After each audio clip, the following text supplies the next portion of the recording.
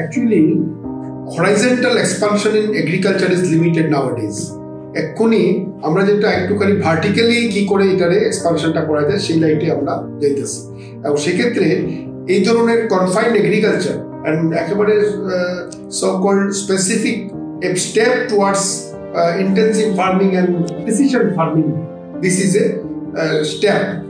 আমি আশা করি আমাদের ডিস্ট্রিক্টের বিভিন্ন কর্নারে যারা এডুকেটেড ইউথস আছেন তাদের ক্ষেত্রে particularly leafy vegetables and other season bound vegetable বা অফ সিজন গ্রোয়িং এর জন্য এবং কোনো জায়গাতে উইদাউট কেমিক্যাল ফ্রি এই ধরনের অ্যাওয়ারনেস হয়ে গেছে, যে জিনিসটা আমরা এক্ষুনি এগিয়ে নিয়ে যাওয়া উচিত। আত্মা স্কিমের মাধ্যমে এবং অন্যান্য অ্যাপ্রোচের মাধ্যমে আমরা বিভিন্ন ধরনের ইনিশিয়েটিভ নিতেছি। এই কাজটা আমরা আরো বেশি বেশি করে যাতে করে এই ডিস্ট্রিক্টের উত্তর জেলার বেশি সংখ্যক ফার্মার্সের এই আমব্রেলার আন্ডারে আনতে পারি, যাতে করে তারা প্রিসিশন ফার্মিং সকল রুফটপ এবং কনফাইন্ড এগ্রিকালচারের দিকে আছে, যাতে করে আমরা garden fresh chemical free vegetables তাদের কাছে এবং তাদের কাছে নিতে পারি। এই উদ্দেশ্যে আমরা কাইতেছি। নমস্কার, আমি দীপক দেবনাথ, কলেজ রুট নিবাসী। আমি এই হাইড্রোপনিক্স চাষের সাথে বর্তমানে জড়িত। এটার আইডিয়াটা আমি প্রথমেই পাই আমার এক ছোট ভাই, যে নাকি গ্রোয়িং সিড এনজিওর সাথে যুক্ত, মোহাম্মদ নাথ, ওর থেকে আমি শুনতে পাই। তারপরে আমি এটা নিয়ে একটু সার্চ করি নেটে। সার্চ করার পরে এটাতে অনেক কিছু আমি দেখলাম যে যাতে চাষ করা যায় এবং ইকোনমিক্যালি অনেক ধরনের গ্রো করা যায়।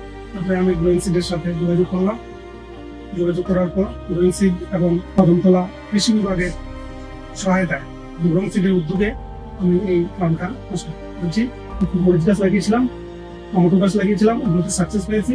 তারপর এবারে লাই পাতা, পালং শাক, লেটুস এগুলো লাগিয়েছি, এগুলো মোটামুটি ভালোই ফলন দিচ্ছে। আমরা কদমতলা কৃষি মহকুমার পক্ষ থেকে এসএমই প্রোগ্রামের অন্তর্গত আত্মা প্রকল্পের একটা ইনোভেটিভ অ্যাক্টিভিটি কম্পোনেন্ট এর অধীনে একটা মডেল আমরা করার চেষ্টা করছি। সেটা হলো হাইড্রোপনিক্স চাষ। এটাকে ল ক্রস protected structure using treated bamboo এই পদ্ধতিতে বানানো হয়েছে। আমাদের একজন কৃষক সাধারণত সবজি চাষ করেন, আমরা দেখেছি একটু ভিন্ন ভাবে যদি এটাকে করা যায়।